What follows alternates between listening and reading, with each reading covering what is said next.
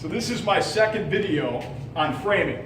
So the first time I talked about the bottom plates, which we covered, making sure they're pressure treated and how you attach them. Now I want to talk about the studs. Now in this situation in a basement when you're doing interior walls, when I frame it in, you're always going to deal with lolly columns, right? So I try to plan everything out around lolly columns and I want to hide them in the wall.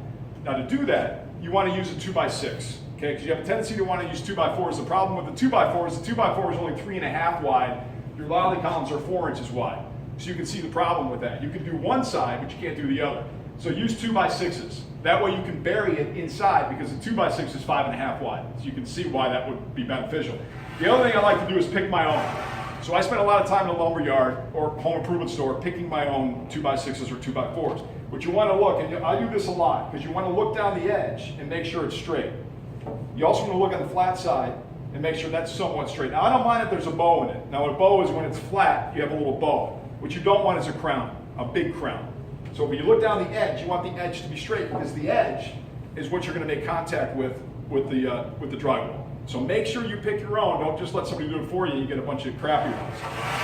So the other thing I like to do as I'm framing and putting my studs up, which are all 16 on center, is I take a straight edge, in this case it's just my 6-foot level, and I put it along the front to make sure that everything is on the same line.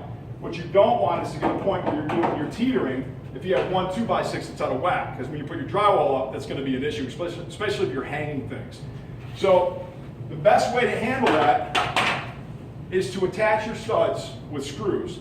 Now I'm using, this is a deck screw, this is an exterior screw, so it can handle moisture. This is a 3-inch number 9 screw. And I attach at the bottom and the top with these, so the bottom plate and the top plate with the screws. So that means if I need to come back and take one out, it's a lot easier to do. You just take the screws out. If you go ahead and nail them in, if I used a nail gun, a framing gun, I'd nail all this in and then I'd have to come back and pound everything out. So things to recap, make sure that you pick your own 2x6s, make sure they're really straight. Make sure you use a straight edge to check as you go, and make sure you use a drill, actually this is an impact driver and some screws to attach everything. The next time I do a video, I'm going to talk about the exterior walls.